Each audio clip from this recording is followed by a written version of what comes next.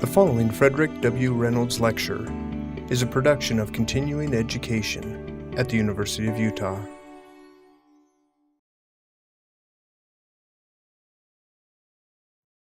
Okay, great. I'm super pleased to be here tonight and thank everybody for coming. It's an honor to be with such a great panel in a beautiful room, and thanks for your patience. It's been we've had a lot of information for you. I'm the last of the four speakers, of course, and then we'll do some questions. So please be thinking of those questions now.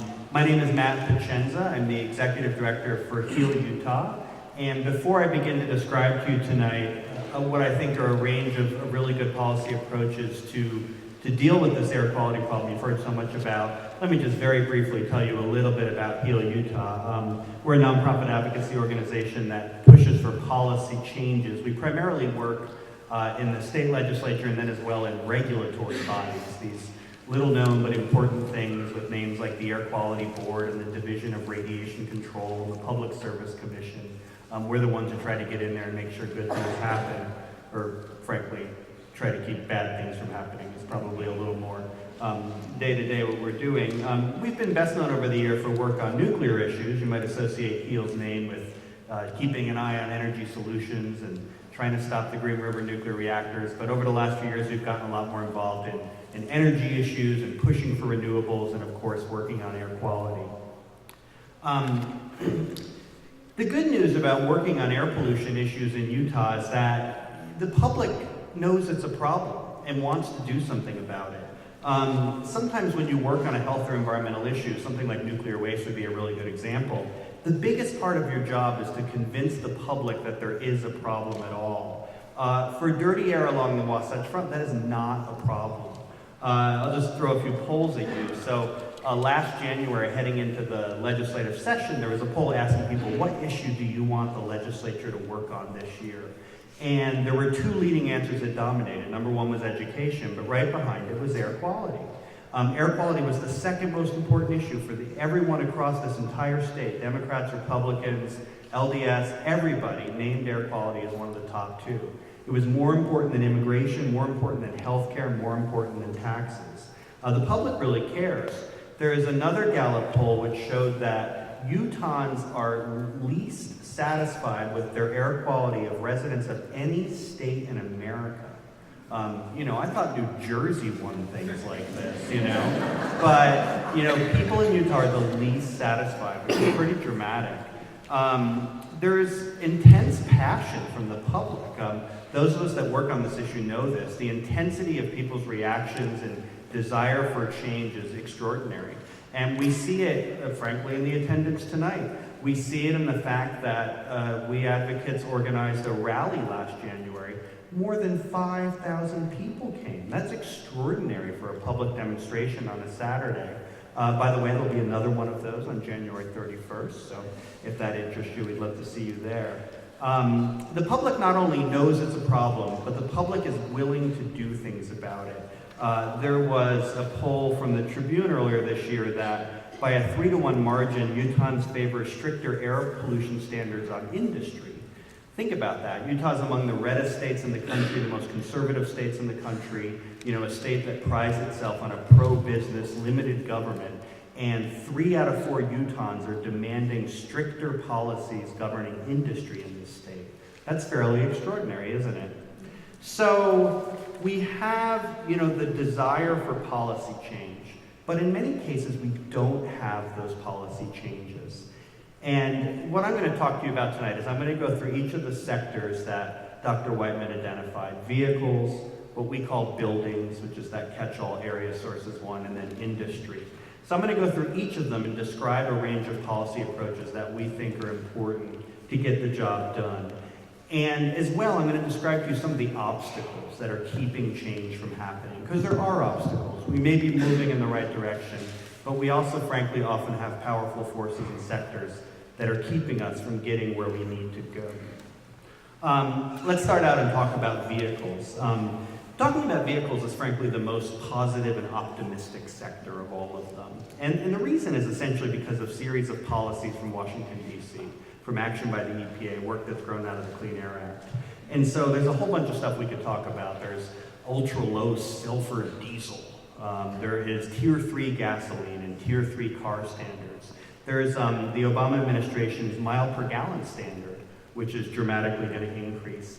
And so you have all these forces working together. You'll have cleaner gas, you have better technologies in cars to take advantage of the cleaner gas, and then you have a requirement that simply every car burn less gas because it's more efficient. You have a growth in hybrids, you have a growth in electric vehicles. All those trends working together mean that the car that you'll buy in 2020, that you'll drive in 2025, is going to be dramatically cleaner, not just than that 1974 Dodge Dart or that 1986 Ford Taurus, but then a car that you buy today. So the cleaner cars are here now, the cleaner cars are coming even more, and all that is super good news. However, the however is that even as we have these cleaner cars, we have the growing population that Ryan spoke about. We also have an increase in something called vehicle miles traveled. And what that means is we like to spread out, and we like to build these funky little towns in places like the other side of Utah Lake, and we like to turn poor little Heber into a big old city up there. And folks are driving further and farther from the core into the periphery. So that's part of a problem too. So we do need to continue to push up this sector as well and to push for solutions, frankly, to get people out of their cars entirely. So let's talk about mass transit. I think as folks know, we have a really solid light rail system. We have the great spine of a modern transit system, but it's not enough. It's not comprehensive enough, and it's certainly not affordable enough. And if you don't live or work along that spine, it works great if you happen to live sort of in a condo near tracks and you work downtown, or you work at the U, or you live at Daybreak right on tracks and you work downtown. It really can be kind of an extraordinary system. But the truth is, the significant majority of folks who live along the Wasatch Front don't live and work in those places.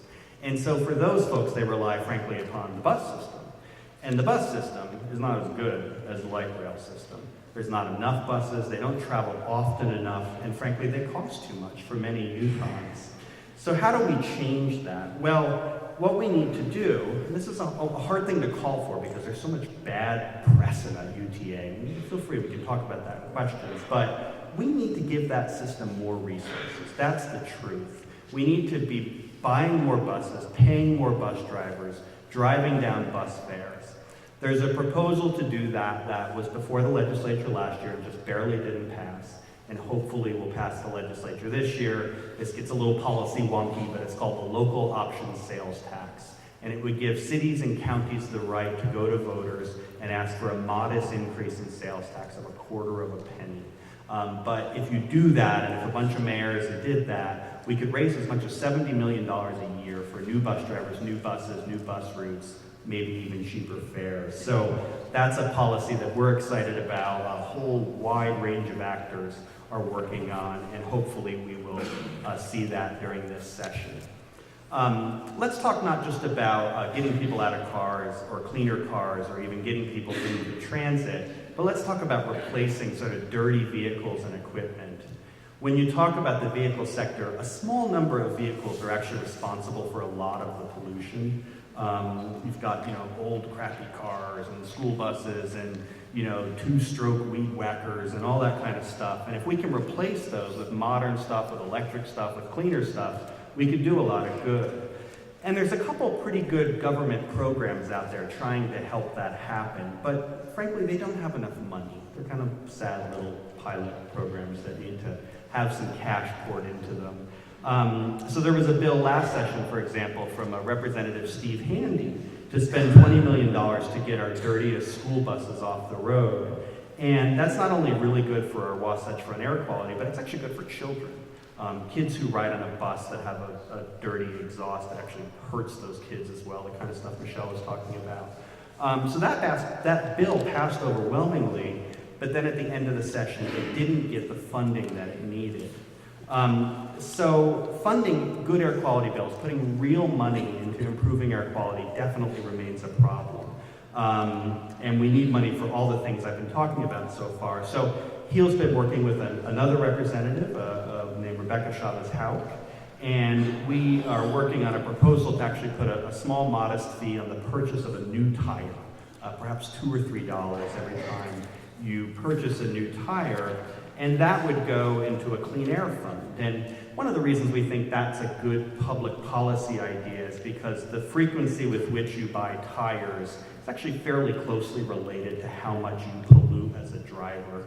The more you drive, the more you have to buy tires. The heavier your vehicle is, the more you have to buy tires. So we think that's a good public policy thing. Hopefully it'll move forward this session. Keep an eye out for that. While I mention that, I just want to say, if you folks are interested in finding out about this kind of legislative stuff, this policy stuff, you want to be kind of a citizen activist and get involved and go to a hearing and, click and send a message to your legislator and all that, Heal Utah is a pretty good group for helping you do that. There's a few others, of course. And I commandeered, is that the word, hijacked?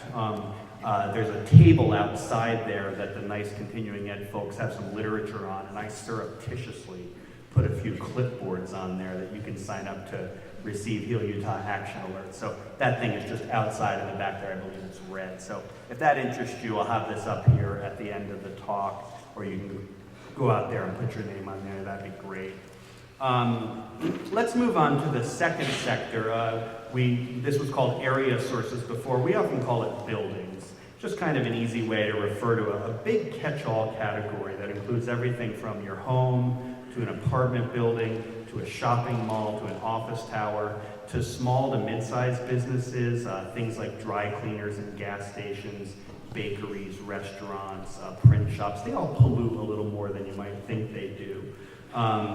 And for our homes and our office buildings and the like, the main pollution comes from the hot water heaters and the furnaces that we use and the emissions that come from those. And, as well, it comes from wood smoke. It seems like we ought to talk briefly about that. That's kind of the issue du jour in the world of air quality right now. The state of Utah, as we speak, literally beginning today, is holding a series of public hearings on a pretty bold proposal to ban wood burning in all of the Wasatch Front from November to March, all season long, not just red days, not just yellow days, but all winter long. It's a really interesting proposal, and HEAL supports it, but it's controversial. And I thought it might be really interesting, actually, to just quickly ask you all. So, I don't know how much you know about it, but just if you support a winter-long wood-burning ban, raise your hand. Well, could you all come to that hearing tomorrow night? Because, all right, if you don't support it, please don't be shy. A lot of people don't support it. If you don't support it, please raise your hand.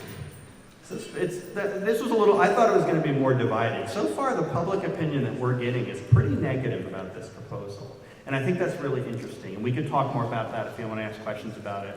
Other panelists may have opinion. It is something that HEAL does support, and we're appreciative of the governor of putting it forward. And I think we don't, unfortunately, have time for me to really dive deep into that now. But it is an important issue. It is a fairly significant source of pollution. It's playing out right now. You should have your voice heard. You can click on links and send a message. You can show up at public hearings, the one in Salt Lakes tomorrow night. Let's move quickly into another area where we can make our buildings pollute less. And that is by having the most energy efficient homes possible. Our homes do pollute from those heaters and those hot water heaters and boilers and furnaces. And the more efficient we can make our homes, the less energy they use and thus the less they pollute. And one of the best ways you can do that is to have really tough building codes. But unfortunately in Utah we don't. We're not very good at that. We lag behind much of the country. And the reason, frankly, is that the realtor and builder lobbyists and trade organizations, they're very powerful. They're among the most powerful entities up at our state legislature. Our governor is a former realtor. There's a lot of our elected officials come from those two sectors. And they don't like the idea of having stricter building codes and being told how they can build their homes. It's frustrating, frankly, because this requires a little bit more money in the upfront cost of building a home, but it pays back in just a few years in reduced utility, and then we all benefit for decades to come in less pollution. So this is a great policy proposal. It's meeting resistance. We're going to keep working on it. Stay tuned. Another one is to require something fancy called a HERS score on every home that would be sold, whether it be a new or existing home. And the idea is that if you're selling your home, you can put some money into making it more efficient, and then you can show the market, the prospective buyer, look, you know, I rank good, I'm low on this scale, you should buy my home for a little more money because you'll save money. As it is now, there's no way to demonstrate that. There's no way to harness the free market to incentivize these retrofits. This seems like a great public policy too, but unfortunately, again, it's so far met pretty strong resistance from builders and realtors. So we're going to keep working on that. We're hoping to make a public issue about it, but it's the kind of smart public policy we have to embrace that unfortunately is running into some resistance. The last sector I want to talk about, I feel like I'm doing like motor mouth, crazy fast talking guy here, but I was told I had 15 minutes and there's so much to say, so hopefully some of it's entering there.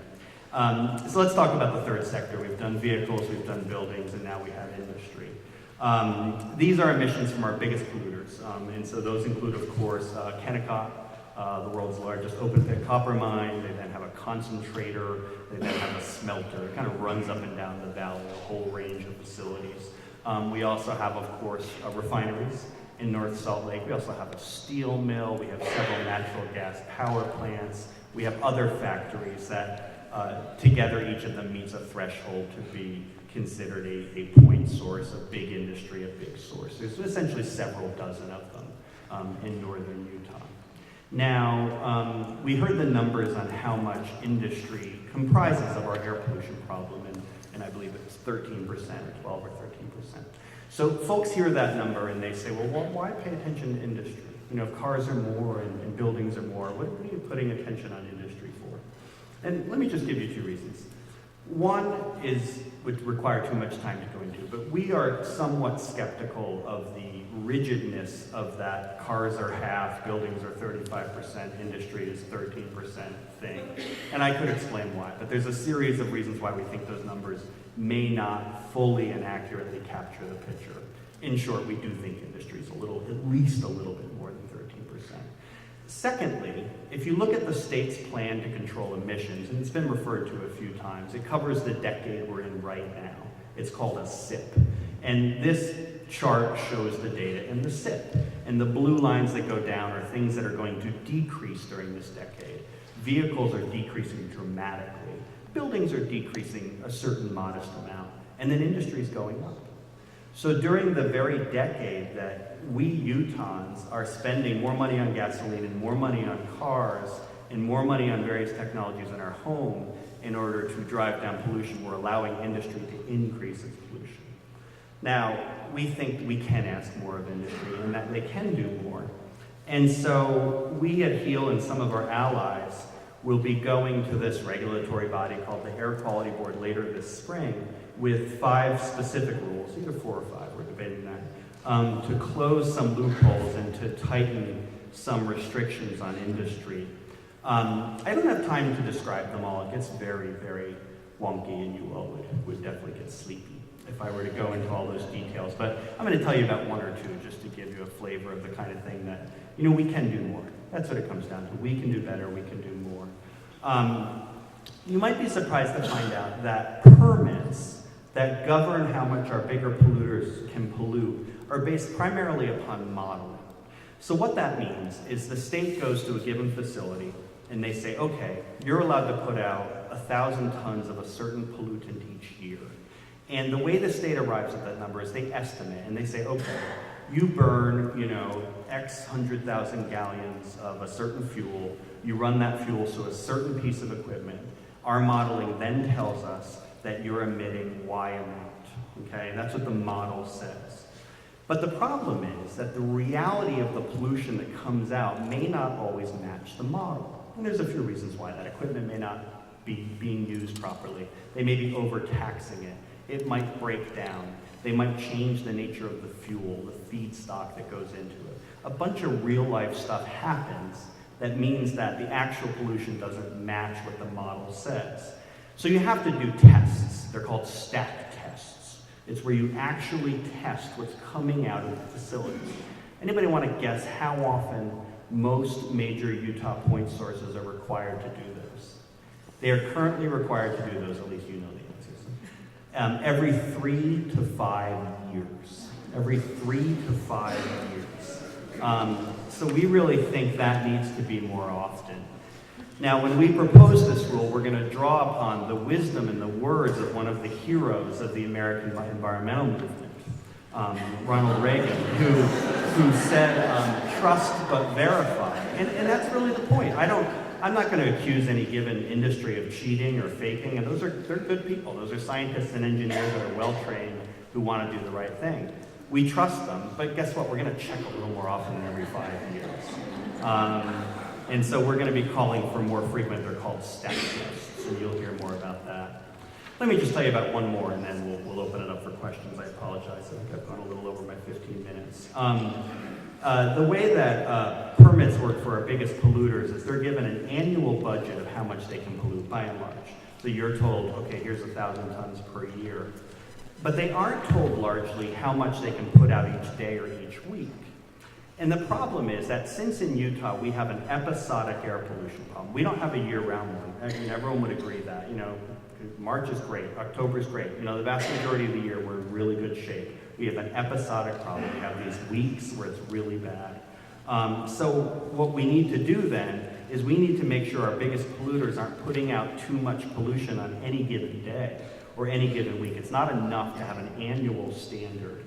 And so we're going to go to the board and we're going to call for what are called short-term emissions limits. So that'll limit what they can put out in any day or any week as opposed to the entire year.